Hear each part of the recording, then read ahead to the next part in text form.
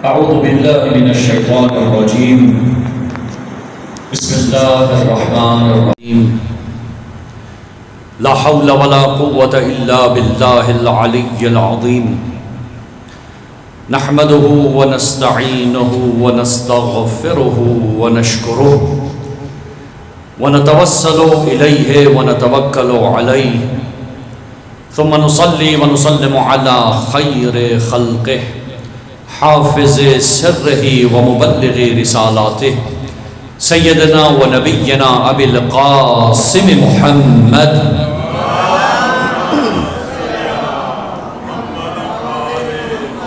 وعلى أهل بيته الطيبين الطاهرين المعصومين المنتجبين المنتخبين سيما بقية الله في الأرضين واللعنة الدائمة على أعدائهم أجمعين من يوم عداوتهم إلى قيام يوم الدين.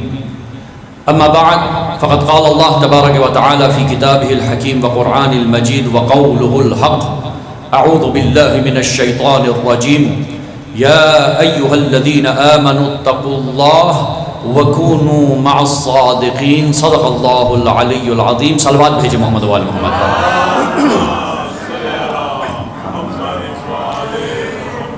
معزز سامعین و اعلی قدر احباب، اس سلسلے کی آج یہ 8ویں مجلس ہے.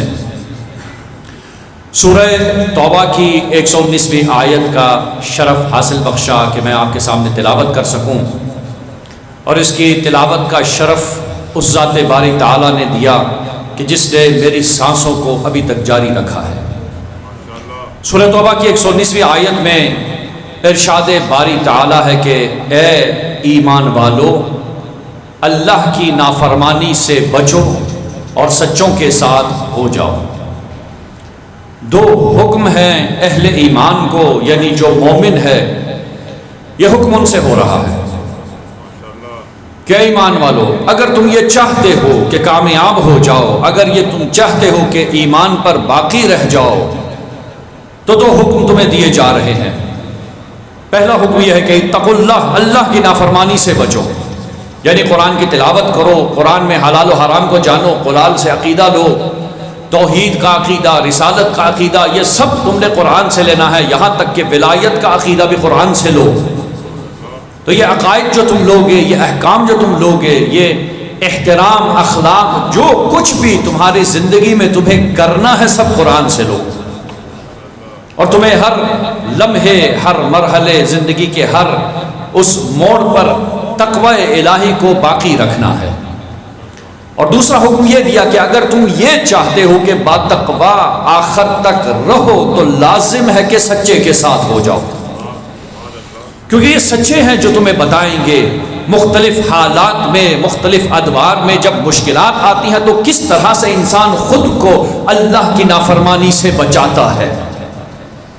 جس طرح سے سن 61 ہجری میں حسین ابن علی علیہ السلام نے اپنے زمانے کے تمام مسلمانوں کو بتایا کہ اگر تقوی پر باقی رہنا ہے تو پھر میرے ساتھ کربلا کے میدان میں جانا ہوگا، کیونکہ اب تقوی کی حالت کربلا میں ملے گی، غیر کربلا میں تقوی نہیں ہے. غیر کربلا میں اگر تقوی ہے تو وہ نجات کا ذریعہ نہیں ہے. آج پورے عالم اسلام میں، بلکہ پوری دنیا میں جہاں جہاں لوگ آباد ہیں، 8 محرم الحرام کو مناسبت دی گئی حضرت عباس علیہ السلام سے.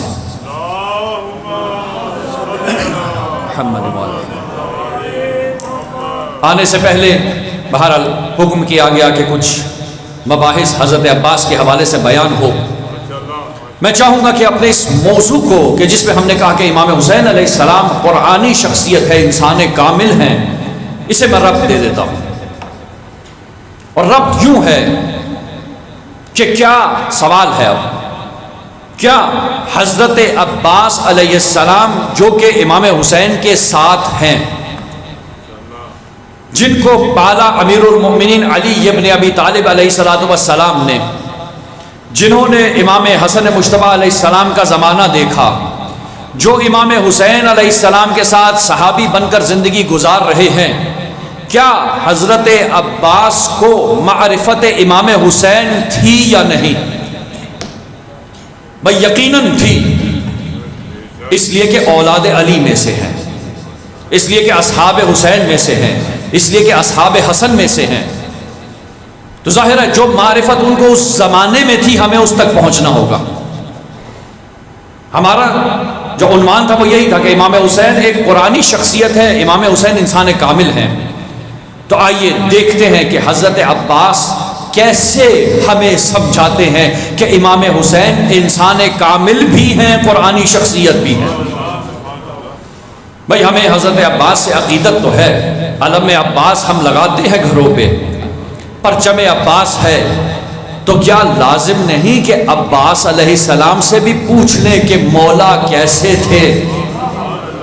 عقیدہ عباس بھی پوچھنا ضروری ہے۔ ہمارا مسئلہ یہ ہے کہ ہم اہل بیت کو بھی مانتے ہیں، ان کی مانتے نہیں۔ اب نہ جانے میں نے کہہ دیا کسی کو سمجھ آئی یا نہیں، پھر سے کہتا ہوں، اہل بیت کو مانتے ہیں، اہل بیت کی مانتے نہیں۔ اسی طرح عباس کو مانتے ہیں، عباس کی مانتے نہیں۔ لہذا ضروری ہے کہ ہم پہلے یہ جانیں کہ عباس علیہ السلام کا کیا عقیدہ ہے، کیا نظریہ ہے، وہ کیسے مسلمان تھے سن 60 اور 61 ہجری میں کہ سپہ سالار لشکر حسینی قرار پائے۔ تو شخصیت عباس کو جاننا ضروری ہے۔ اور مجھے ایک معروف شعر آیا، کسی ہندوستان میں مسلمان شاعر نے لکھا تھا، ظاہراً انڈیا سے ان کا تعلق تھا، کہ ہمارے ہاں ہے نا کہ اب جلوس ہوگا، تھوڑی سی سخت بات ہو جائے گی، آپ علم اٹھاتے ہیں نا، بعض اوقات لڑائیاں بھی ہوتی ہیں علم اٹھانے پہ، ہر ایک کا دل کرتا ہے میں بھی غازی عباس کا علم اٹھاؤں۔ تو انہوں نے علم اٹھانے والے کے بارے میں لکھا، کہا اس عمل سے اور بڑھ جاتا ہے غم عباس کا، اس عمل سے اور بڑھ جاتا ہے غم عباس کا، بے نمازی ہو تو مت چھونا علم عباس کا۔ عباس نمازی ہے، نمازی کے علم کو نمازی ہی اٹھائے گا، یہ ہے پیغام عباس۔ تو آئیے جانتے ہیں حضرت عباس کے بارے میں کہ حضرت عباس کیا عقیدہ رکھتے ہیں امام حسین کے بارے میں۔ جب 60 ذی الحجہ کو، معذرت 60 ہجری کو امام حسین علیہ السلام رجب کے مہینے میں مدینہ چھوڑ کر مکہ آ گئے، تو ذی الحج کا مہینہ آ گیا۔ امام حسین علیہ السلام نے قصد کیا حج کے ادا کرنے کا۔ تاریخ کہتی ہے کہ امام حسین علیہ السلام نے سن 60 ہجری میں حج کا ارادہ کیا اور احرام حج باندھا۔ جب احرام حج باندھا تو اب کعبے کا طواف شروع کیا۔ تاریخ کہتی ہے یوم الترویہ 8 ذی الحجہ کو امام کو خبر ملی کہ یزید کے کارندے احرام کی حالت میں تلواریں چھپائے امام کے قتل کا ارادہ کیے کعبے کی حدود میں داخل ہو گئے۔ توجہ کا طالب ہوں، تاریخی پہلو بتا رہا ہوں، پھر آگے خطبہ بیان کروں گا۔ 8 ذی الحجہ، یعنی اگر آج 8 محرم ہے، ایک مہینہ پہلے کی بات ہے، 8 ذی الحجہ یوم الترویہ، یزید بنو امیہ کے کارندے آئے احرام کی حالت میں تلواریں چھپائے۔ کیا کرنا ہے؟ ارادہ ہے کہ حسین ابن علی علیہ السلام کو مناسک حج کے دوران قتل کر دیا جائے تاکہ یہ بات یہیں پر ختم ہو جائے، اور کیونکہ ہجوم بہت زیادہ ہوگا لہٰذا قاتل کا پتہ کروانا مشکل ہو جائے گا۔ یہ خبر امام حسین علیہ السلام تک پہنچی۔ امام نے اپنے تمام اصحاب سے کہا کہ اپنے حج کو عمرے میں بدل دو اور طواف کعبہ کے لیے تیار ہو جاؤ۔ اب حج کو عمرے میں بدلا گیا، سب کعبے کی دیوار کے پاس آ گئے۔ اصحاب نے امام حسین علیہ السلام کا گھیراؤ کر لیا کہ کہیں دشمن کہیں سے حملہ نہ کرنے پائے۔ یہ خبر پہنچتی ہے علی کے لال عباس تک. جب حضرت عباس کو یہ خبر ملتی ہے نا کہ اس طرح سے قتل کا ارادہ کیا، ناجواں مردانہ طریقے سے مارنے کا ارادہ ہے، تو جناب عباس آئے اور مولا حسین علیہ السلام سے فرماتے کہ مولا اجازت ہے مجھے میں ایک خطبہ دوں ان لوگوں کو. امام نے کہا عباس اجازت ہے. تاریخ کہتی ہے عباس غلاف کعبہ پکڑتے ہوئے کعبے کی چھت پر سوار ہو گئے اور ایک رجز نما خطبہ دیا. خطبہ کچھ یوں شروع ہوتا ہے: الحمدللہ الذی شرف ھذا بقدوم ابی من کان بالامس بیتا اصبح قبلۃ. حمد ہے اس ذات کی کہ جس نے اس کعبے کو شرف بخشا بقدوم ابی، امام حسین کے بابا کی ولادت سے، من کان بالامس بیتا اصبح قبلۃ، جو کل تک گھر تھا قبلہ بن گیا. یہ خطبہ کب دے رہے ہیں عباس؟ 60 ہجری کو. اور مجھے معلوم ہے یہ خطبہ سن کے شاید 1400 سال بعد لوگ اعتراض کرے. 60 ہجری میں کسی نے اعتراض نہیں کیا تھا عباس کے خطبے پر. آج کل مختلف اعتراضات ہوتے ہیں، بہرحال جواب میں ساتھ ساتھ دیتا جاؤں گا.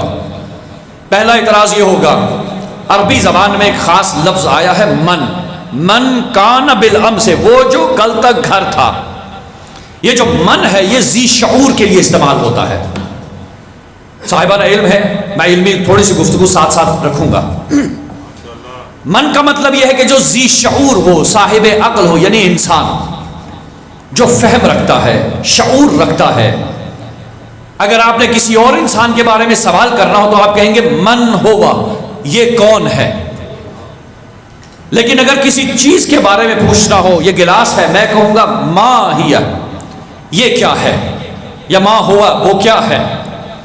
تو ماں کا لفظ آتا ہے غیر ذی شعور کے لیے، جس میں شعور نہ ہو، کوئی چیز ہو.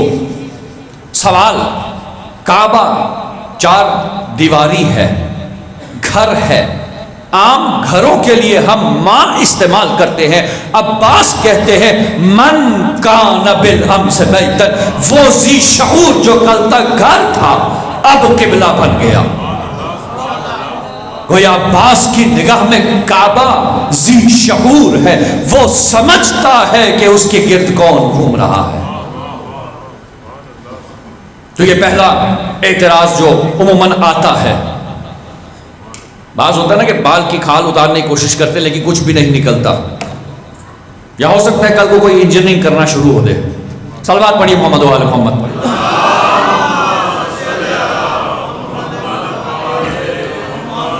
تو فرماتے ہیں الحمدللہ الذی شرف ھذا بقدوم ابی من کان بالامس بیتا اصبح قبلۃ. حمد ہے اس ذات کی جس نے اس گھر کو شرف بخشا ان کے بابا کی ولادت سے. اب ادب اور احترام دیکھیے، کیا عباس علیہ السلام علی کے فرزند نہیں ہیں؟ لیکن یہ نہیں کہا کہ میرے بابا کی ولادت سے، کہا ان کے بابا کی ولادت سے. گویا جب کوئی بزرگ تر ہوتا ہے تو معرفی اس سے کروایا جاتا ہے. امام وقت موجود ہے، عباس خود سے تعارف نہیں کروا رہے، کروا سکتے ہیں لیکن کہتے ہیں ان کے بابا کی ولادت سے. کیوں شرف بخشا؟ مجھے اب واقعات کی طرف نہیں جانا کیونکہ بہت طولانی مجلس ہو جائے گی. یہاں پر ایک ایک جملہ، ایک ایک مجلس ہے. شیر گڑھ میں جو میں نے بتا رہا تھا، میں ان سے جب کہا کہ آج حضرت عباس کے سلسلے میں آپ گفتگو کیجئے، میں نے کہا یہی خطبہ 8 دن ہو گئے ہیں ابھی تک مکمل نہیں ہوا. ایک ایک جملے کی تفسیر چاہیے. کس طرح سے ولادت ہوئی مجھے اس طرف نہیں جانا، آپ سب نے سن رکھا ہے، ذاکرین سے، علماء سے سنا ہے کس طرح دیوار در بنتا ہے اور علی باہر آتے ہیں. مجھے اس بحث میں بھی نہیں جانا، آگے بڑھنا ہے. مجھے اپنے ٹاپک پہ رہنا ہے، شخصیت امام حسین کے اوپر گفتگو کرنی ہے. کیا کہا؟ من کان بالامس بیتا اصبح قبلۃ، وہ جو کل تک گھر تھا اب قبلہ بن گیا. اب عباس سامنے موجود لوگوں کو مخاطب کرتے ہیں، کہتے ہیں ایھا الکفرۃ الفجرہ، اے کافروں اور فاجروں، اتصدون طریق البیت لامام البررہ، کیا تم نے گمان کر لیا کہ تم اس گھر کا راستہ نیکوکاروں کے امام کے لیے روک دو گے؟ ومن هو احق بہ من سائر البریہ، اور ان سے بڑھ کر کس کا حق ہے اس گھر کے اوپر؟ سوال، حضرت عباس سامنے موجود حاجیوں کو کفرہ فجرہ کیوں کہہ رہے ہیں؟ بھائی توجہ کا طالب ہوں، ایک ایک لفظ حضرت عباس کا توضیح دینے کے، اس میں توضیح دینے کی ضرورت ہے۔ بھائی سامنے حاجی ہے، مسلمان ہے، کیوں کہا کفرۃ الفجر، اے کافر اور فاجر؟ یہ بنو امیہ کے کارندوں کو حضرت عباس کیوں کہتے ہیں کافر اور فاجر؟ عالم اسلام میں موجود لوگوں کو کیوں کہہ رہے ہیں؟ 60 ہجری میں ان کے منہ پہ کہہ رہے ہیں۔ میں نے شاید یہاں پہ بتایا تھا فاسق اور فاجر کیا ہوتا ہے۔ فاسق اور فاجر اس شخص کو کہا جاتا ہے جو اللہ کے نظام کو چھوڑ کر کسی اور نظام کو اپنا لے اور اس پر نادم اور تائب نہ ہو۔ یعنی اگر کسی نے کوئی معصیت کر دی، گناہ کر لی، اور اب اس پہ نادم نہیں ہے، شرمندہ نہیں ہے، تو یہ فاسق و فاجر ہے۔ اور کافر اس لیے استعمال کیا کہ جب بھی آپ اللہ کے نظام کا انکار کر دیتے ہیں تو آپ ایک قسم کا کفر کر دیتے ہیں۔ حضرت عباس بتانا چاہتے ہیں کہ کیوں 50 سال کے عرصے میں یہ قوم یہاں تک آ پہنچی کہ اب رسول کے نواسے کا قتل کرنے پر اتر آئے۔ اس لیے کہ انہوں نے انکار کر دیا الہی نظام کا، اور جب انکار کر دیا تو اس پہ نہ تائب رہے نہ نادم رہے، یہاں تک کہ موقع یہاں تک پہنچا کہ اب تیار ہو گئے امام وقت کے قتل کے لیے۔ تو عباس نے کہا ایھا الکفرۃ الفجرہ، اے کافر اور فاجر، اتصدون طریق البیت لامام البررہ، کیا تم نیکوکاروں کے امام کے لیے راستہ روکنا چاہتے ہو اس گھر کا؟ ومن هو احق بہ من سائر البریہ، اور ان سے بڑھ کر اور کس کا حق ہے اس پر؟ اگلے جملے میں بڑے احتیاط سے بیان کروں گا، جملے عباس علیہ السلام کے ہیں۔ معرفت عباس دیکھیے، انسان کامل کسے کہتے ہیں یہ عباس سے سنیے۔ یہ میرا ٹاپک ریلیٹ ہو گیا یہاں۔ فرماتے ہیں کہ وَلَوْلَا حِكَمُ اللَّهِ الْجَلِيَّةِ وَأَسْرَارُهُ الْعَلِيَّةِ وَاخْتِبَارُهُ الْبَرِيَّةِ لَطَارَ الْبَيْتِ إِلَيْهِ قَبْلَ أَنْ يَمْشِيَ لَدَيْهِ قَدْ اسْتَلَمَ النَّاسُ الْحَجَرَ وَالْحَجَرُ يَسْتَلِمُ يَدَيْهِ۔ کیا فرمایا؟ وَلَوْلَا حِكَمُ اللَّهِ الْجَلِيَّةِ، ایک ایک لفظ بولوں گا، ترجمہ آپ کے ذہن میں آ جائے۔ دیکھیں عربی اردو میں فرق نہیں ہے۔ ولولا، لولا کا لفظ سنا ہوا نا آپ نے، لولا علی لہلک العمر لولا السنتان لہلک النعمان، اگر ایسا نہ ہوتا، اگر علی نہ ہوتے، اگر یہ 2 سال شاگردی امام صادق نہ ہوتا۔ بھئی یہ جملے تو سن رکھے ہیں نا، پریشان آپ ایسے ہیں جیسے پہلی دفعہ سن رہے ہوں۔ بھائی امام ابو حنیفہ کا قول ہے لولا السنتان لہلک النعمان، اگر میں نے 2 سال امام جعفر صادق کی شاگردی میں نہ گزارے ہوتے تو میں ابو حنیفہ ہلاک ہو گیا ہوتا۔ اور مختلف صادق علیہ السلام بلند تر صلوات،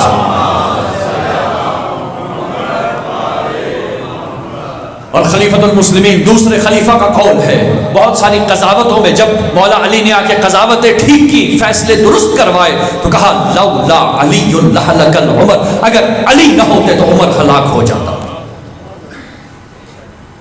حضرت عباس کیا کہتے ہیں؟ لولا ولولا تکن مشی ولولا تکن، اگر نہ ہوتی حکمت مولا اس میں پوشیدہ، ولولا حکم اللہ الجلیہ، اگر اللہ جل جلالہ کی حکمت اس کے پیچھے نہ ہوتی، وَأَسْرَارُهُ الْعَلِيَّةُ، اور اس کے بلند مرتبہ اسرار اور رموز اس کے پیچھے پوشیدہ نہ ہوتے، وَاخْتِبَارُهُ الْبَرِيَّةُ، اور لوگوں کا امتحان اگر اس میں نہ ہوتا، لَطَارَ الْبَيْتِ إِلَيْهِ قبل ان یمشی لدی، یہ گھر جس کا طواف کرنے آئے ہو یہ اڑ کر اس سے پہلے کہ تم چل کر آتے یہ امام وقت کے پاس پہنچ جاتا۔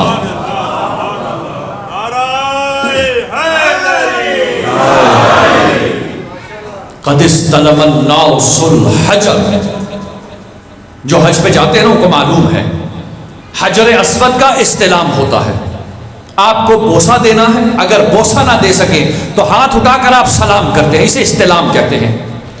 قد استلم الناس الحجر، اس سے پہلے کہ لوگ اس حجر اسود کا استلام کریں، اس کو بوسہ دے، والحجر یستلم یدی، یہ حجر ان کی دست بوسی کر لیتا۔ کیونکہ یہ انسان کامل ہے۔ ہم نے کہا نا کہ انسان کامل کے لیے پوری کائنات خلق ہوئی۔ بھائی کعبۃ اللہ کے بارے میں تو یہ ہے کہ ایک مومن کی عزت کعبۃ اللہ سے زیادہ ہے، اور جو ان مومنین کا امام ہو، امام المؤمنین ہو، اس کا کیا مقام و منزلت ہوگی۔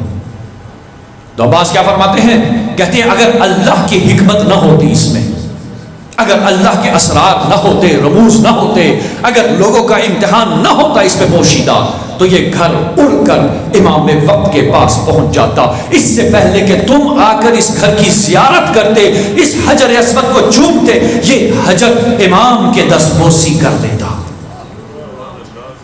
اور آگے فرماتے ہیں وَلَوْ لَمْ تَكُنْ مَشِيَّةُ مَوْلَايَ مَجْبُولَةً مِّن مَشِيَّةِ الرَّحْمَٰنِ، اگر میرے مولا حسین کی مشیت مرضی تابع مرضی رحمان نہ ہوتی، لَوَقَعْتُ عَلَيْكُمْ كَالصَّقْرِ الْغَضْبَانِ عَلَىٰ عَصَافِيرِ الطَّيْرَانِ، تو میں تم پر ایک ایسے غصے کی حالت میں جو عقاب ہوتا ہے اس کی مانند حملہ کرتا جو بپھری ہوئی چڑیوں پر حملہ کرتا ہے۔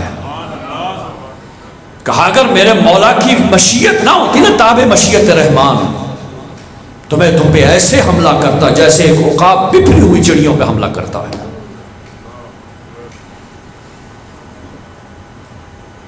اتخون قوما یلعبوا بالموت فی الطفولیہ، یہ اگلا جملہ ہے حضرت عباس کا۔ اتخون قوما یلعبوا فی الطفولیہ بالموت، کیا تم ایسی قوم کو ڈراتے ہو جو بچپنے میں موت سے کھیلتی رہی؟ فکان فی الرجولیہ، اب تو ہم جوان ہو گئے، کیا خیال ہے تمہارا ہمارے بارے میں؟ ہیہات، افسوس، صد افسوس۔ فانظروا ثم انظروا، دیکھو غور کرو، کیا تمہیں نظر نہیں آتا؟ ممن شارب الخمر وممن صاحب الحوض والکوثر، کیا تمہیں فرق نہیں نظر آتا کہ جو شارب خمر ہے، جو شرابی ہے اس میں، اور جو حوض کوثر کا مالک ہے؟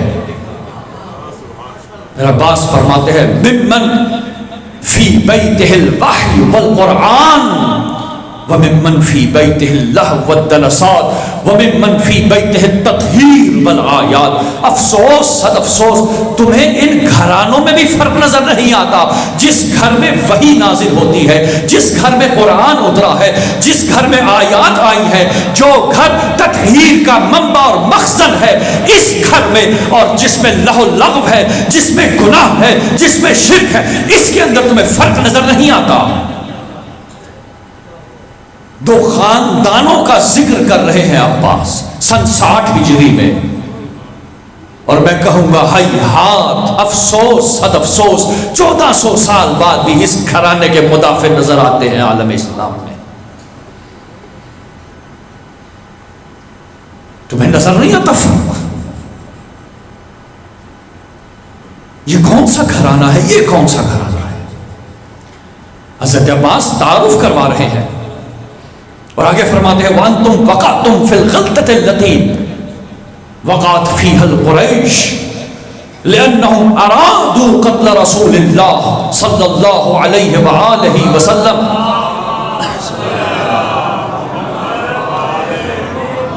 ما دام امیر المؤمنین حیا وانتم وقعتم فی الغلطة التي وقعت فيها القریش وانتم ارادوا قتل بنت نبیکم قتل ابن بنت نبیکم ما دمت حیا سلیلا.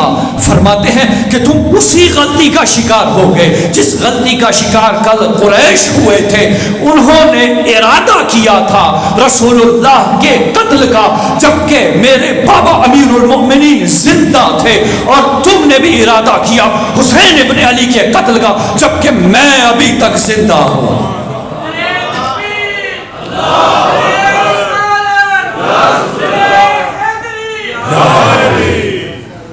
کہا تم بھی اسی غلطی کا شکار ہو گئے.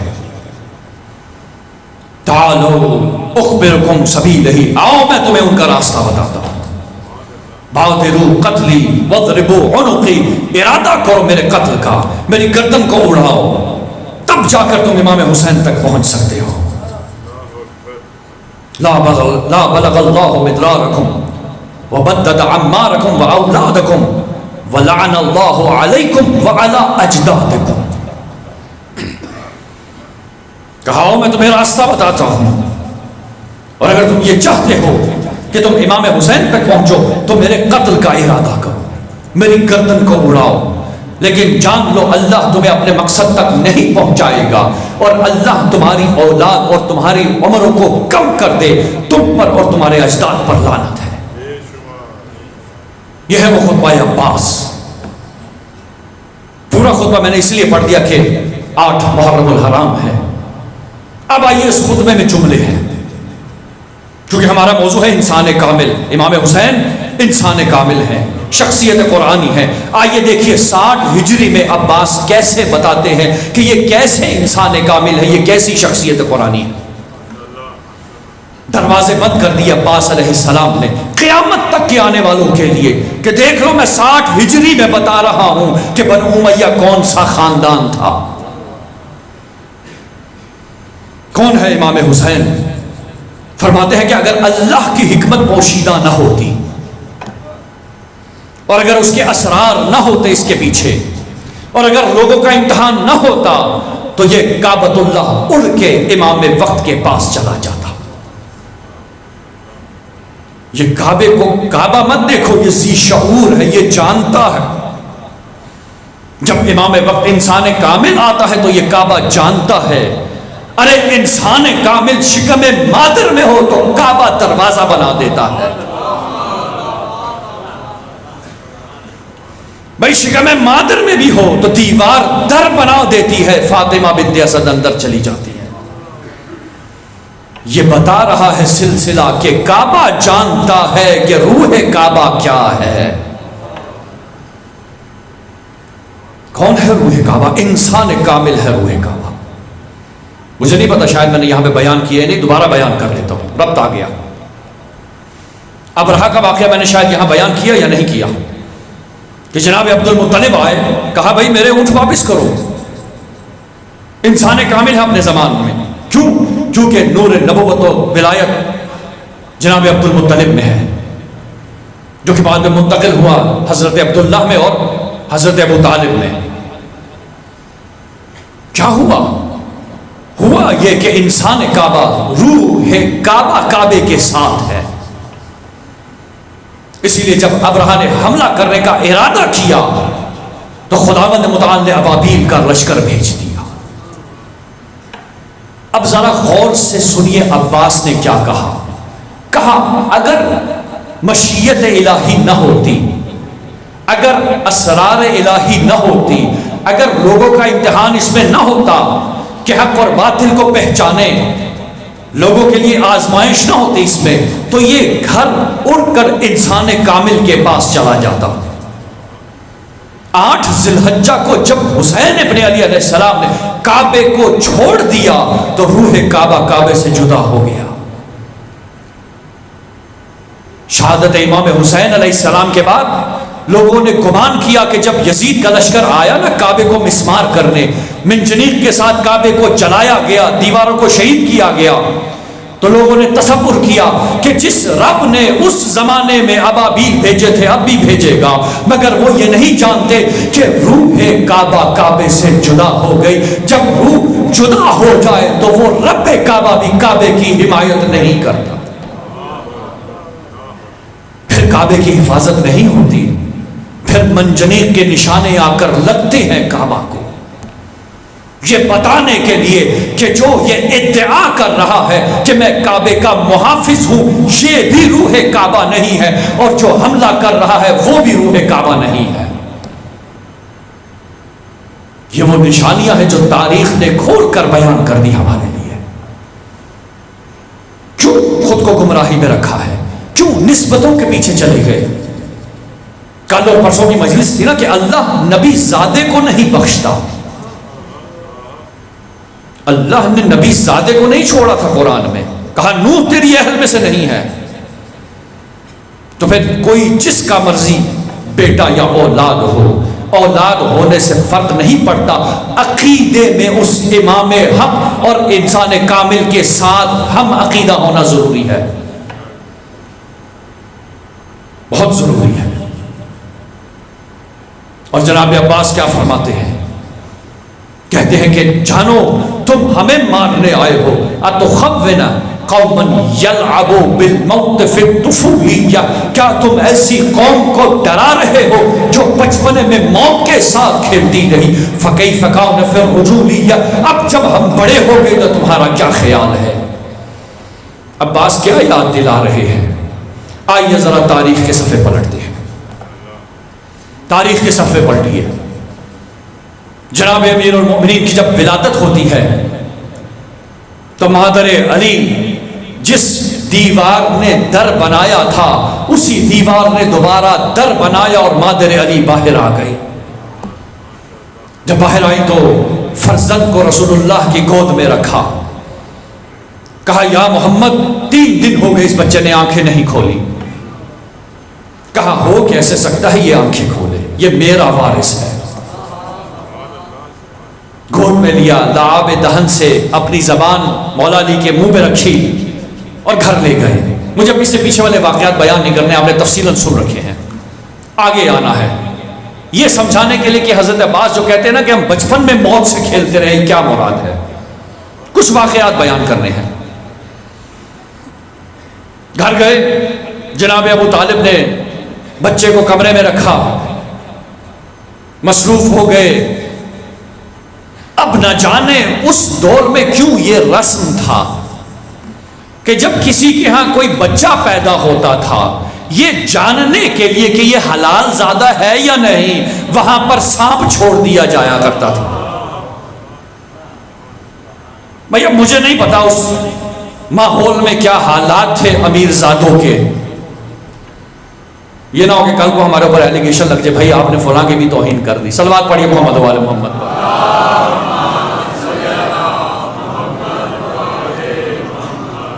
لیکن عجب رسم ہے، تاریخ کہتی ہے ابو جہل ایک اجدر لے کے آیا، سانپ لے کے آیا، اور جس کمرے میں علی گہوارے میں ہے وہاں اس سانپ کو چھوڑ دیا۔ تاریخ نے لکھا سانپ نزدیک آیا، علی نے انگڑائی لیتے ہوئے سانپ کو پکڑا، دوسرے ہاتھ سے 2 ٹکڑے کر کے جب پھینک دیا تو پھر شور مچ گیا، ارے علی نے سانپ کو 2 ٹکڑے کر دیا۔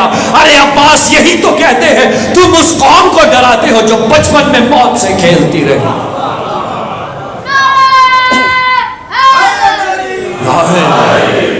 ارے گہوارے میں بھی ہو تو ہم اجدر کو 2 ٹکڑے کر دیتے ہیں، اور جب سلسلہ ہے جو کل ایمان ہو اس کی ولادت کی خبر جاننے آئے ہو، جو خود نشانی ہو کسی کے نسل کے درست ہونے یا غلط ہونے کی، متواتر احادیث صحیح احادیث ہے، رسول نے کہا اے علی تجھ سے محبت نہیں کرے گا مگر مومن، اور تجھ سے بغض نہیں کرے گا مگر منافق۔ جو خود علامت نفاق و ایمان ہو اسے تم اجدر سے آزماتے ہو۔ کیا کہتے ہیں ہم بچپنے میں موت سے کھیلتے رہے۔ کیسے کھیلتے رہے؟ عمر 13 سال ہے، حضرت عباس 13 سال کی عمر ہے، صفین کا میدان ہے. توجہ کا طالبہ واقعہ بیان کرنے لگا ہوں کیونکہ بات آ گئی، ربط آ گیا اب صفین میں. جنگ عباس بھی سن لیجئے. 13 سال کے بچے دیکھیے نا اپنے کس ایج کے، کس جسامت کے ہوتے ہیں. 13 سال عمر ہے، صفین کا میدان ہے. ابن شاہسا آتا ہے، پکارتا ہے جنگ کے لیے. علی عباس کو بھیج دیتے ہیں. وہ پہلوان عرب، یہ علی کا بیٹا. جیسے ہی عباس جاتے ہیں نا، دیکھتا ہے کہ بچہ ہے، کہتا ہے کیا علی کی فوج میں کوئی مرد نہیں رہ گیا جو تجھ بچے کو بھیج دیا؟ تو عباس نے جوش میں آ کے کہا تلوار چلا کر دیکھ یہ مرد ہے یا بچہ ہے. کہا تو میری احانت کر رہا ہے، علی نے میری بے احترامی کی ہے. اپنے سب سے چھوٹے بیٹے کو بھیجتا ہے. جب بیٹا جاتا ہے نا تو عباس پہلی ہی وار میں واصل جہنم کرتا ہے. اسے غصہ آتا ہے، دوسرے کو بھیجتا ہے. کچھ دیر لڑتے ہیں، وہ بھی واصل جہنم ہوا. اسے اور غصہ آیا، تیسرے بیٹے کو بھیج دیا. تیسرا گیا، وہ بھی واصل جہنم ہوا. تاریخ کہتی ہے 7 بیٹے تھے، 7 کے 7 واصل جہنم ہو گئے. جب سب واصل جہنم ہوئے نا تو اب خود غضب میں آ گیا عباس کے مقابلے میں. عباس نے دوبارہ سے کہا میں نے تمہیں کہا تھا نا لڑ کے دیکھ لو بچہ ہے یا جوان ہے. تم اگر پہلے آئے ہوتے تو تمہاری اولاد زندہ ہوتی. اب جو لڑائی شروع ہوئی، تاریخ کہتی ہے عباس نے علی جیسی شمشیر چلائی اور اس لئی کو بھی واصل جہنم کر دیا اور بڑے افتخار کے ساتھ واپس چلے آئے. یہ ہے بچپنے میں موت سے لڑنا.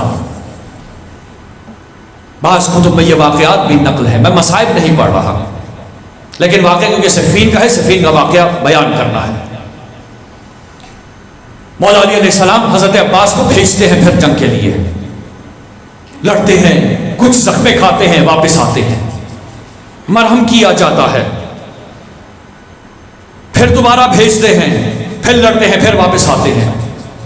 جب 3-4 مرتبہ ایسا سلسلہ چلتا رہا تو کسی نے کہہ دیا عباس کو، عباس لگتا ہے تمہارے بابا کو تم سے محبت نہیں ہے، حسنین خیمے میں بیٹھے ہیں، وہ تمہیں بار بار بھیجے جا رہے ہیں. عباس نے اس کی طرف دیکھا، کہا اے نادان، وہ رسول کے فرزند ہے، میں علی کا فرزند ہوں. علی اپنے بیٹے کو نہ بھیجے تو کیا رسول کے بیٹے کو میدان جنگ میں بھیجے؟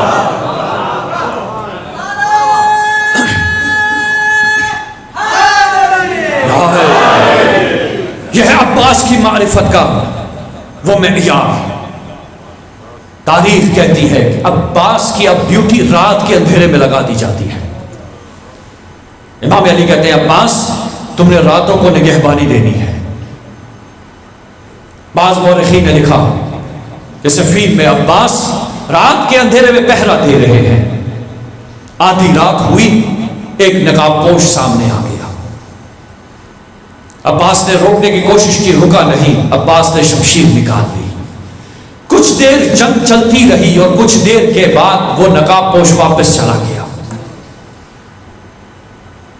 دوسری رات ہوئی تو عباس اب سوچ رہے ہیں اگر وہ آیا تو آج میں قابو کر لوں گا، جانے نہیں دوں گا. پھر وہ نقاب پوش آیا، پھر شمشیر زدی ہوئی، مقابلہ ہوا. کچھ دیر کے بعد نقاب پوش واپس چلا گیا. علماء کہتے ہیں تیسری رات ہوئی، دوبارہ جنگ ہوئی، شمشیر زدی ہوئی، یہاں تک کہ مقابلہ برابر کا ہو گیا. جب مقابلہ برابر کا ہو گیا تو نقاب پوش نے اپنے چہرے سے نقاب کو ہٹا کر کہا بیٹا عباس اب تو کربلا کے لیے تیار ہو گیا. وہ جسے کربلا کے لیے بچپن سے تیار کیا جا رہا تھا آج کعبے کی چھت پر سوار ہو کے کہتا ہے تم ایسی قوم کو ڈراتے ہو جو بچپن میں موت سے کھیلتی رہی. فَكَيْفَ كَانَ فِي الطُّفُولِيَّةِ فِي الرُّجُولِيَّةِ، پھر کیسے جب وہ جوان ہو گئے، رجل بن گئے، اب کیا خیال ہے تمہارا؟ اور عجیب جملہ ہے حضرت عباس کا اس خطبے میں آخر میں، وَأَنْتُمْ وَقَعْتُمْ فِي الْغَلْطَةِ الَّتِي وَقَعَتْ فِيهَا الْقُرَيْشِ، تم اسی غلطی کا شکار ہو گئے جس غلطی کا شکار قریش ہوئے تھے۔ انہوں نے علی علیہ السلام کی زندگی میں ارادہ کیا کہ رسول اللہ کا قتل کر دیں، مگر وہ یہ نہیں جانتے تھے کہ علی ابھی تک زندہ ہے۔ جب تک علی زندہ تھے رسول پر کوئی آنچ نہ آئی، تم نے حسین ابن علی کے قتل کا ارادہ کیا جبکہ عباس ابھی تک زندہ ہے۔ کیا بتانا چاہتے ہیں عباس؟ بتانا چاہتے ہیں کہ یاد رکھو سن 60 ہجری میں یہ بنو امیہ کون ہے۔ دیکھیں عباس کے اس جملے میں تین شخصیات کا ذکر ہے۔ تم وہی غلطی کر رہے ہو جو قریش نے کیا، تو ایک قریش ہو گئے، کفار قریش، مشرکین قریش۔ کس کے قتل کا ارادہ کیا؟ رسول اللہ کے قتل کا ارادہ کیا۔ کیوں نہیں رسول اللہ کا قتل کر سکے؟ کیونکہ علی ابن ابی طالب موجود ہے۔ توجہ کا طالب ہوں، عباس فرماتے ہیں قریش جو کہ مشرک تھے ارادہ قتل رسول کا کیا، مگر علی موجود ہے۔ کیا تم نہیں دیکھتے کہ تم بنو امیہ وارث قریش ہو، حسین وارث رسول ہے، میں وارث علی ہوں۔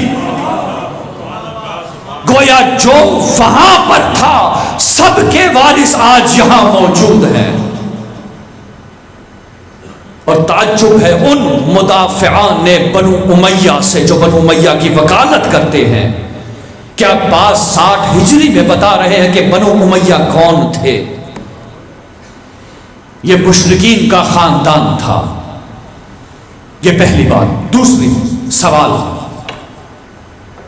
قریش کیوں رسول اللہ کا قتل کرنا چاہتے تھے؟ کیا مقصد تھا؟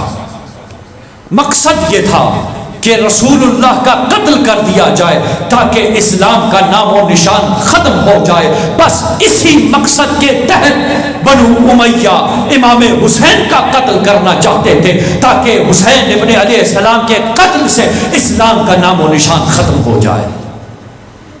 اور میرے پاس دلیل ہے اس بات کی کہ بنو امیہ وارث مشرکان قریش ہے، اس لیے کہ جب دربار یزید میں قافلہ حسینی جاتا ہے تو یزید نے یہ کہہ کر جناب زینب علیہ کو تانا دیا کہ میں نے آج اپنے اجداد کے خون کا بدلہ لے لیا۔ بھائی اجداد کون تھے جو مرے تھے؟ وہ مشرکین قریش تھے۔ وہ کون تھے؟ مشرکین قریش تھے۔ کیا یاد دلا رہے ہیں عباس؟ توجہ کا طالب ہوں، حضرت عباس کیا یاد دلا رہے ہیں؟ کہتے ہیں جب تک امیر المؤمنین زندہ ہیں رسول اللہ زندہ ہے۔ یہ غلطی تھی ان کی۔ آئیے ایک غلطی کے اوپر نظر ثانی کرتے ہیں، چلتے ہیں تاریخ میں۔ تاریخ کہتی ہے کہ مشرکین قریش اتنے تنگ آ گئے رسول اللہ سے کہ تمام احزاب کو اکٹھا کر لیا گیا۔ بھائی جتنی بھی فوجیں تھی نا، جتنے بھی مشرکین قبیلے تھے، سب کو اکٹھا کر لیا، اپنے اتحادیوں کو بھی اکٹھا کر لیا، سب جمع ہو کر مدینہ کے باہر پہنچ گئے۔ رسول اللہ نے جناب سلمان فارسی جو منا اہل بیت سے پوچھا کہ بھائی کیا کیا جائے، تو کہا ایک خندق کھود دی جائے۔ خندق کھودی گئی، کچھ دن گزر گئے، مشرکین خندق پار نہیں کر پا رہے۔ آخر میں مشرکین مکہ کی طرف سے ایک پہلوان اٹھتا ہے، عمر بن عبد ود، کہتا ہے میں اس خندق کو آج عبور کروں گا، پار کروں گا۔ کافی دن تک جائزہ لیتا رہا، یہاں تک کہ ایک ایسی جگہ اس کو ملی جہاں پر کچھ باغی تھی۔ یہ پھلانگ کر دوسری طرف چلا گیا۔ جب دوسری طرف گیا نا تو اب اس نے بے ادبی شروع کر دی، کہا آج میں اسلام کا خاتمہ کر دوں گا۔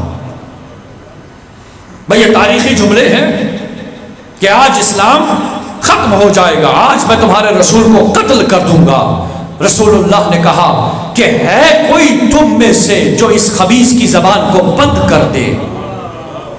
تاریخ کہتی ہے سناٹا چھا گیا. کیونکہ عمر بن عبد آ گیا ہے. لیکن مجمع میں سے ایک جوان اٹھتا ہے, کہتا ہے لبیک یا رسول اللہ. رسول نے کہا تم بیٹھ جاؤ. رسول نے پھر اعلان کیا, ہے کوئی جو اس نئی کی زبان کو بند کر دے؟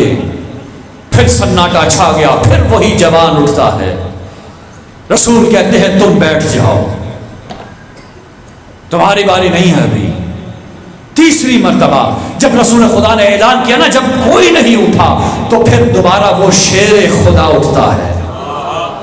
کہتا ہے رسول اللہ اجازت دیجئے. کہا جاؤ اور جان لو اے میرے اصحاب, کل ایمان کل کفر کے مقابلے میں جا رہا ہے.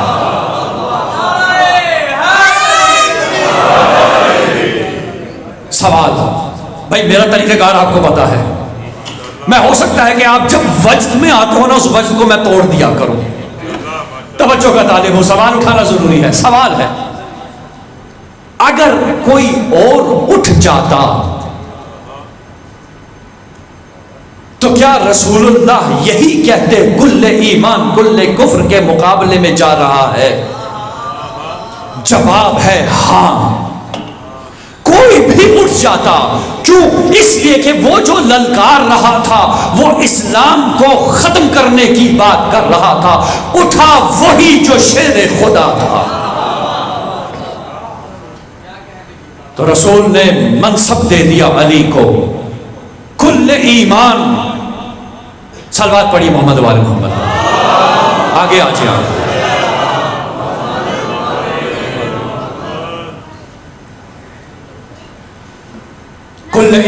بسم اللہ.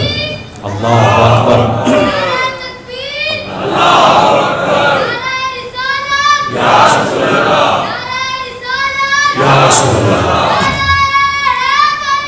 یا علی.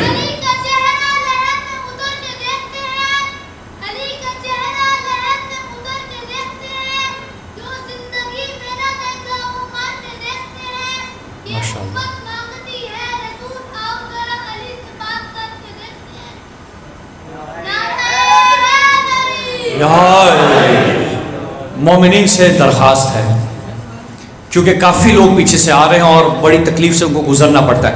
آپ سب لوگ آگے آ جائیں. صلوات پڑھیے محمد و آل محمد پہ اور آگے آ جائیں گے. اللہم صلی علی محمد. جتنا آگے آ جائیں گے پیچھے والوں کے لیے آسانی, کیونکہ دروازہ پیچھے ہے. صلی علی محمد.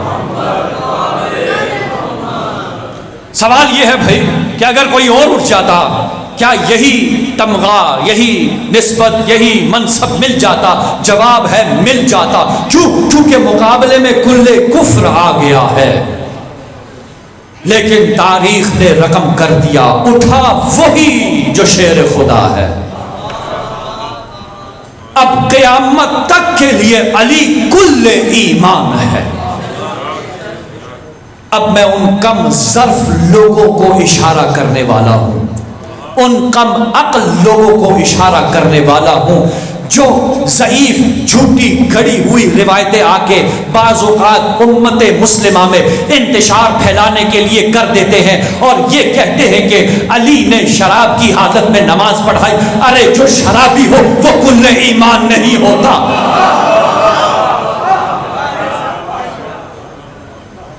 تم یہ تو سوچو تم کسے کہہ رہے ہو. تم علی کو نہیں کہہ رہے, تم رسول اللہ پہ تہمت باندھ رہے ہو. اور رسول اللہ وما ينطق عن الهوى ان هو الا وحی یوحى, جب تک وحی نازل نہ ہو رسول لب نہیں کھولتے. یہ رسول نہیں کہہ رہے, یہ خدا کہہ رہا ہے. یہ کل ایمان ہے. کچھ دیر کے لیے چلے ذرا خیبر کی طرف. کل میں علم اس کو دوں گا. بھائی ربط آ گیا نا کل ایمان کا, میں ذرا ربط دینے کے لیے جا رہا ہوں. کل علم اس کو دوں گا جو رجل ہوگا, جو مرد ہوگا, غیر فرار ہوگا. ساتھ میں کیا جملہ کہا اللہ اور اس کا رسول اس سے محبت کرتے ہیں، وہ اللہ اور اس کے رسول سے محبت کرتا ہے۔ رسول نے کہا نا کہ اللہ کو کسی نے نہ پہچانا سوائے میرے اور علی کے۔ اب نہ جانے کیا معیار ہے علی کی معرفت کا کہ رسول فرماتے میرے اور علی کے علاوہ اس کائنات میں کسی نے اللہ کو نہیں پہچانا، اور مجھ رسول کو کسی نے نہ پہچانا سوائے اللہ اور علی کے، اور علی کو کسی نے نہ پہچانا سوائے اللہ کے اور میرے۔ تو یہ قرآنی شخصیات انسان کامل جو ہے ان کا تاریخی شخصیات سے مقابلہ نہیں ہوتا، مت مقایسہ کیجیے۔ یہ بانیان کی ذمہ داری ہے کہ سمجھایا کرے کہ بھائی قرآنی شخصیات کا تقابل نہ کرے بھائی تاریخی شخصیات سے۔ تاریخی شخصیات آ گئیں اور چلی گئیں، محو ہو گئیں، بہرحال واپس آتے ہیں۔ عمر بن عبد ود کیا کہہ کے آیا؟ اسلام کا خاتمہ کروں گا۔ جیسے ہی پھلانگ کر آیا اپنے گھوڑے کی ٹانگیں کاٹ دی، ایک ہی ضربت سے کہتے ہیں کہ چاروں ٹانگیں اس نے کاٹ دی، یہ بتانے کے لیے کہ میں کتنا بڑا پہلوان ہوں، یہ بتانے کے لیے کہ کتنا بڑا پہلوان ہوں۔ اب علی اٹھے ہیں، رسول اللہ نے کیا منصب دے دیا مولا علی کو یا نہیں؟ بھائی کل ایمان کل کفر کے مقابلے میں جا رہا ہے، یہ کس کی زبان سے نکل رہی ہے بات؟ رسول اللہ سے، وہ جو سوائے وحی کے کچھ نہیں کہتے۔ اس کا مطلب ہے کہ قیامت تک علی کل ایمان ہے۔ بس اب یہ منصب یاد رکھیے گا ذہن میں کہ علی کو منصب مل چکا، علی علیہ السلام کو منصب دے دیا گیا۔ علی چاہتے ہیں، دیکھا نا کہ جب بے زبان کے ساتھ اس نے ظلم کیا ہے، علی اس کی ٹانگ پر وار کرتے ہیں، ٹانگ کے بدلے ٹانگ کاٹ دی۔ کچھ دیر سلسلہ چلتا رہا، یہاں تک کہ وہ نیچے گر گیا۔ اس کو بہت غصہ تھا کہ علی نے میری ٹانگ کیوں کاٹی ہے۔ علی سینے پر سوار ہوتے ہیں، یہ دشمن لعاب دہن سے بے ادبی کرتا ہے، علی سینے سے اتر آتے ہیں، کچھ دیر ٹہلتے ہیں، اس کو موقع دیتے ہیں کھڑا ہونے کا۔ دوبارہ کھڑا ہوتا ہے تو علی ایک بار سے اس کو واصل جہنم کر دیتے ہیں۔ پھر جب واپس آتے ہیں تو وہ جو سکوت کی حالت اختیار کیے ہوئے تھے، تکبیر کے نعرے بلند کر رہے ہیں، کوئی اللہ اکبر کر رہا ہے، کوئی سبحان اللہ کہہ رہا ہے، بھاگتے ہوئے آئے، کہا یا علی جب ایک مرتبہ سینے پہ سوار ہو گئے تو پھر سینے سے کیوں اتر گئے؟ اسی وقت سر کیوں نہیں قلم کر دیا؟ علی نے کہا اس نے لعاب دہن سے میری بے ادبی کی، علی یہ برداشت نہیں کرتا کہ اللہ کے غضب کے ساتھ علی کا ذاتی غصہ شریک ہو جائے، علی دشمن کے سینہ پر بھی کیوں نہ ہو۔ علی نیچے اتر آتے ہیں۔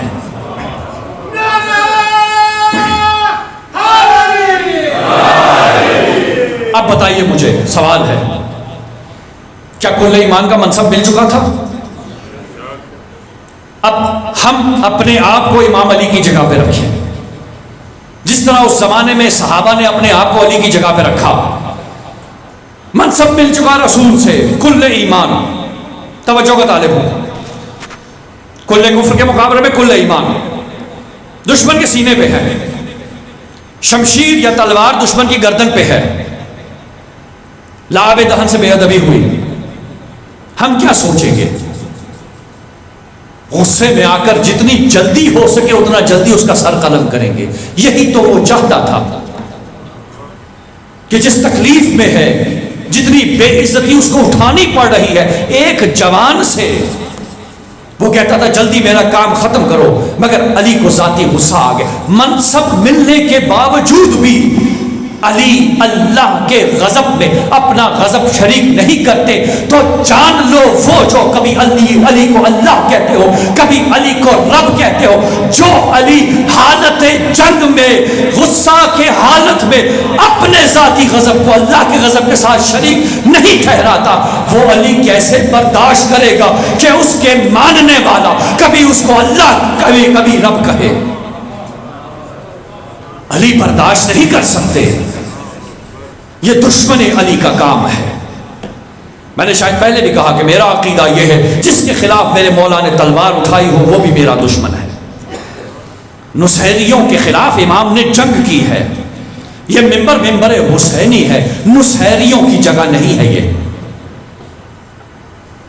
اگر کوئی آ کر غلو غالی گری نصیریت پھیلاتا ہے اسی وقت گریبان سے پکڑ کر اتار دو، کیونکہ یہ مشرک ہے۔ علی کے ایمان میں شرک نہیں ہے، علی والے کے ایمان میں بھی شرک نہیں ہے۔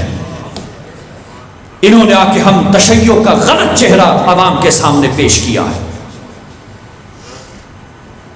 صحیح عقیدہ جاننا ہے تو آؤ ہم سے پوچھو شیعہ کسے کہتے ہیں؟ تو کیا ہوا؟ علی اتر آئے۔ اب جب واپس آئے نا صحابہ سے فارغ ہوئے، تاریخ کہتی ہے آئے رسول اللہ کی خدمت میں، رسول اللہ نے فرمایا ضربت علی یوم الخندق افضل من عبادت الثقلین، علی کی ایک ضربت یوم خندق پر جنوں اور انسانوں کی قیامت تک کی عبادت سے افضل ہے۔ بھائی سوال آ گیا دوبارہ، سوال ہے سوال، ایک ضربت کتنی دیر کی ہوتی ہے؟ بھائی 1 منٹ کی، 2 منٹ کی، 5 منٹ کی، کچھ سیکنڈز کی، یہ ایک ضربت ثقلین کی عبادت سے افضل کیسے ہو گئی؟ بھائی توجہ کا طالب ہوں، ایک ضربت ہے ثقلین کی عبادت سے افضل کیسے ہو گئی؟ گویا یہ جو ضربت ہے، یہ جو افضلیت ہے، یہ جو اعمال کا دار و مدار ہے، یہ ایکشن کے اوپر نہیں ہے بلکہ اس کے اثر کے اوپر ہے۔ جب رسول اللہ نے اللہ کے حکم سے علی کی اس ضربت کو پرکھا اور دیکھا کہ اگر علی یہ ضربت نہ لگاتے، اگر اس کو واصل جہنم نہ کرتے تو اسلام ہمیشہ کے لیے ختم ہو جاتا، تو اب پیمانہ بنا دیا، ترازو بنا دیا، میزان بنا دیا کہ یہ جو ایک ضربت ہے اس کی وجہ سے قیامت تک جن و انس عبادت کرتے رہیں گے۔ اس لیے علی کی ایک ضربت ثقلین کی عبادت سے افضل ہو گئی۔ یہ ہے انسان کامل، یہ ہے قرآنی شخصیت۔ جس طرح سے علی کی ایک ضربت سے قیامت تک کے لیے جن و انس کی عبادت بچ گئی، اسی طرح حسین کی ایک قربانی سے دین الہی قیامت تک بچ گیا۔ یہ قربانی معمولی قربانی نہیں ہے، اس کو مقایسہ مت کیجئے عام قربانیوں کے ساتھ۔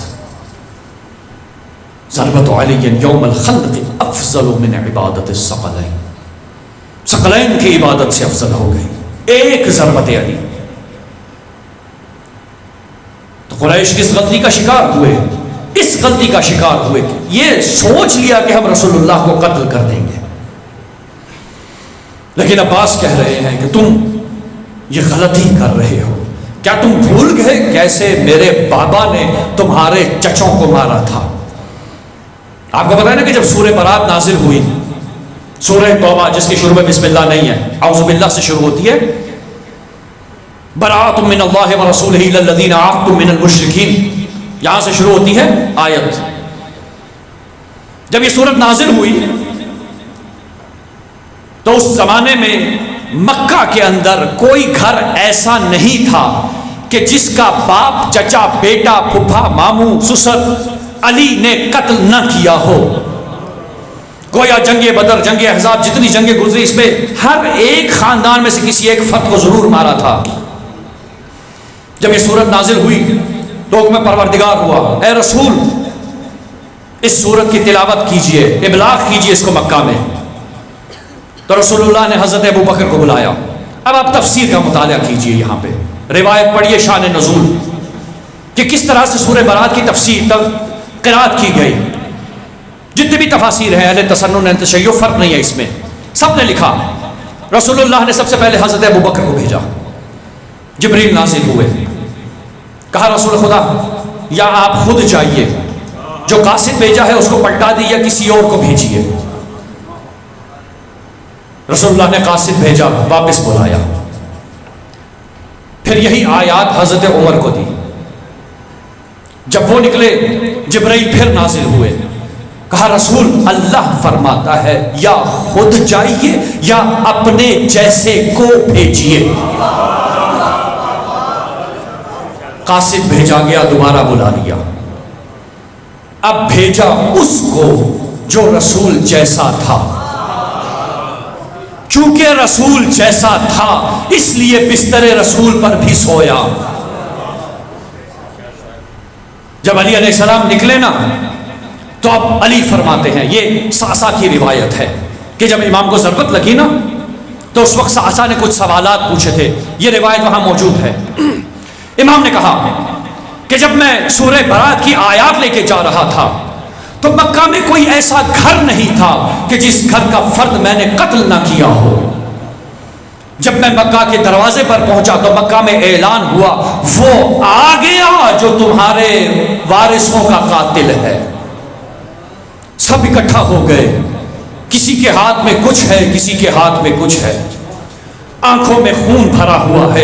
مگر سعصا جان لو میں ایسے شیر کی طرح داخل کعبہ ہوا جیسے ایک شیر بھیڑیوں کے ریوڑ میں داخل ہوتا ہے.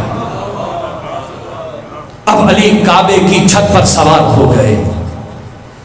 عباس کعبے کی چھت پر یاد دلا رہے ہیں میں اسی علی کا بیٹا ہوں جو قریش کی نظروں کے سامنے اسی کعبے کی چھت پر سوار ہو کے کہتا ہے براءۃ من اللہ ورسولہ الی الذین عاہدتم من المشرکین. براءت ہے، بیزاری ہے ان لوگوں سے جو مشرکین سے وعدہ کر بیٹھتے ہیں.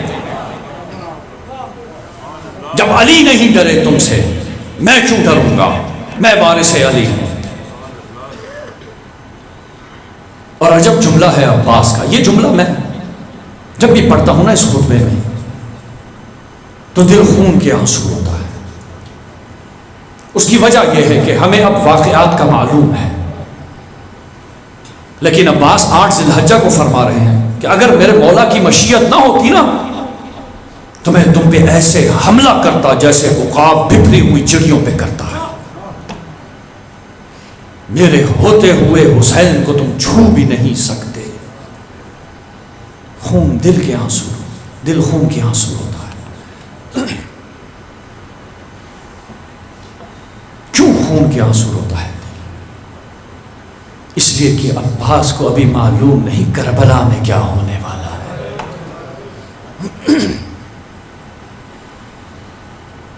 جہاں پر رجس نما خطبہ دیا عباس نے،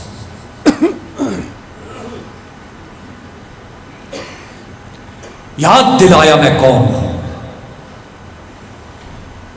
تاریخ کہتی ہے کہ جب شب عاشور ہوئی نا اس سے پہلے 9 محرم کل کا دن ہے. جب 9 محرم آئی نا تو ظہر کے وقت شمر اللعی آتا ہے ابن زیاد کا خط لے کر عمر ابن سعد کے پاس، اور خط دکھاتا ہے. خط میں لکھا ہے کہ آج ہی حسینی خیموں پہ حملہ کیا جائے. عباس رکے ہوئے ہیں. کیوں؟ اس لیے کہ جب 7 محرم کو خیموں کو اکھاڑا گیا تھا نا، جب خیموں کو اکھاڑ کے ایک طرف کر دیا گیا اور پانی کو بند کر دیا گیا تو جناب عباس نے اس وقت اظہار کیا تھا امام حسین سے کہ مولا مجھے اذن جہاد دیجئے، ابھی خیمے واپس لگاتے ہیں. تو امام نے کہا تھا عباس ہم جنگ میں پہل نہیں کرنا چاہتے. 7 محرم الحرام سے عباس نے اپنے سینے سے یہ بات لگا لی کہ ہم جنگ میں پہل نہیں کرنا چاہتے. 9 محرم کا دن آیا. شمر اللعی جب خط لائے نا ابن زیاد کا عمر ابن سعد کے لیے تو لکھا ہوا تھا کہ حسینی خیموں پہ حملہ کیا جائے.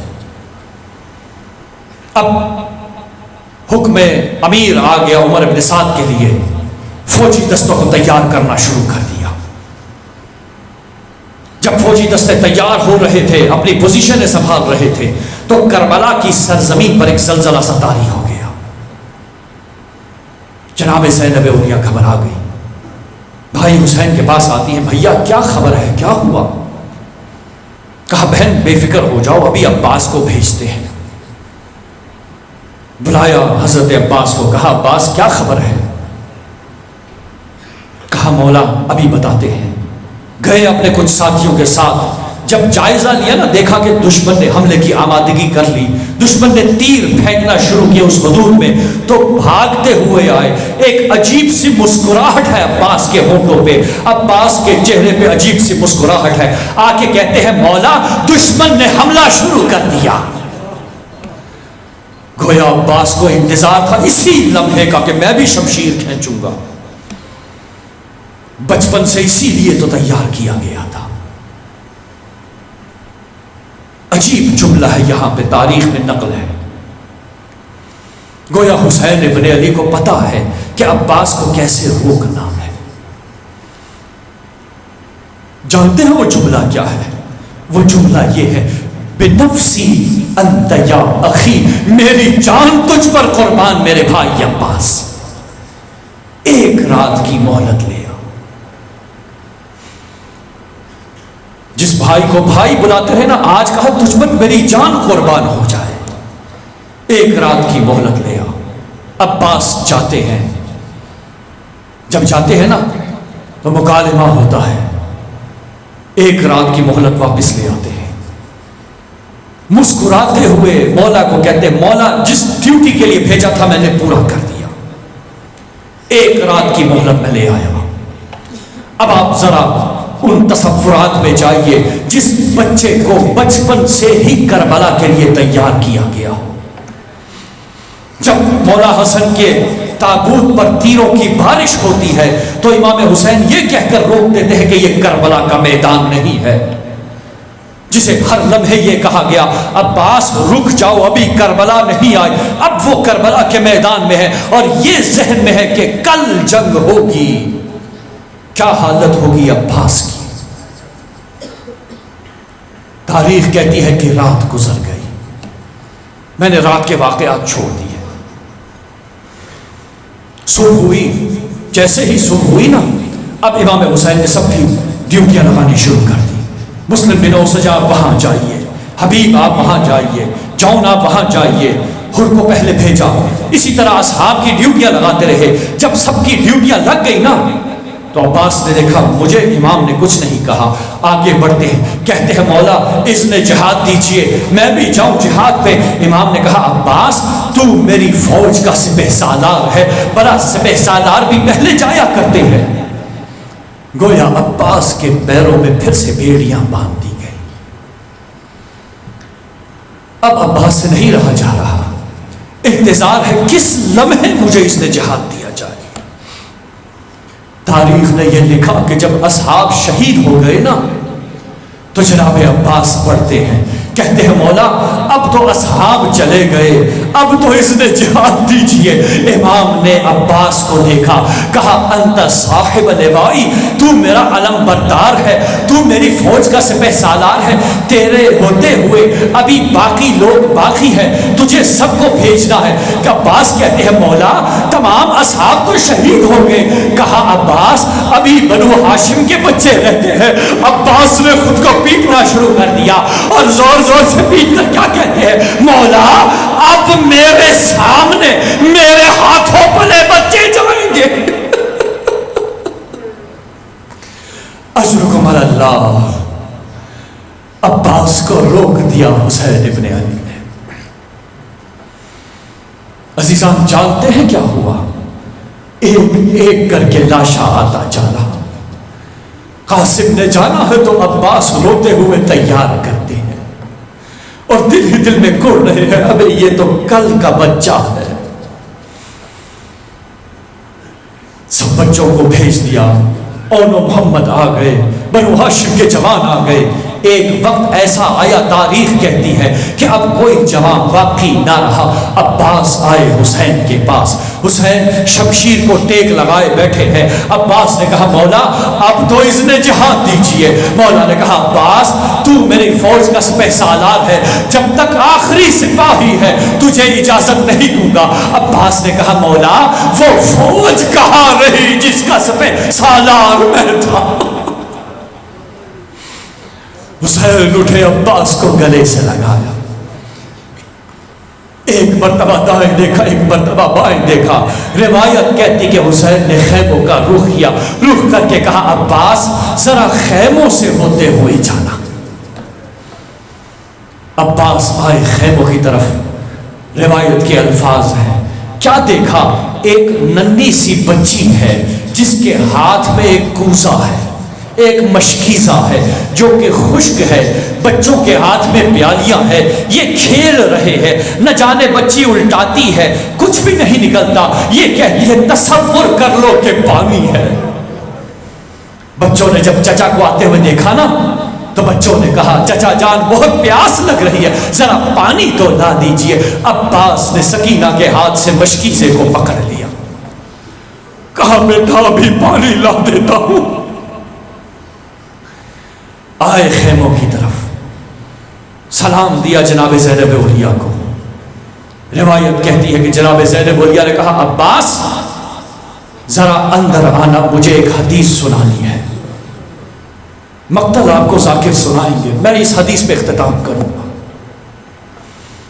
کہا ایک حدیث سنانی ہے. عباس اندر چلے گئے، حالت تشہد میں دوزانو ہو کے ادب سے سر جھکا کر بیٹھ گئے. کیوں؟ اس لیے کہ بیوی نے حدیث سنانی ہے. دوزانو جب ہو کے بیٹھ گئے نا، کہا بی بی فرمائیے کیا حدیث سنانی ہے. کہا عباس میں چھوٹی تھی، میرے سر پہ چادر تھی، بابا گھر میں آئے نا تو میں بابا کو لپٹ گئی. بابا مجھے لے کر کمرے میں چلے گئے، اپنی گود میں بٹھایا. میں کھیل رہی تھی کہ بھیا نہ جانے کیا ہوا، کھیلتے کھیلتے میرے ہاتھ کے اوپر سے چادر کھسک گئی.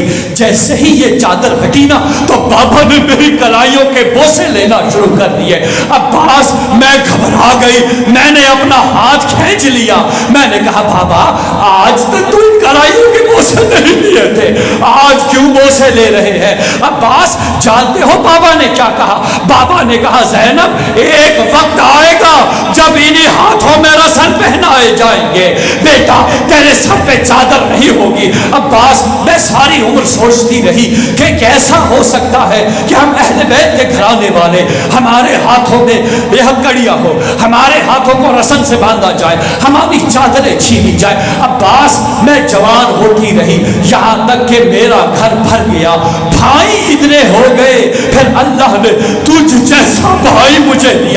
عباس ساری عمر سوچتی رہی جس کا عباس جیسا بھائی ہو، بھلا اس کی بہن کی چادر کون چھین سکتا ہے، بھلا اس کی بہن کے ہاتھوں میں کون رسن ڈال سکتا ہے. مگر عباس صبح سے جو بھی گیا واپس نہ آیا.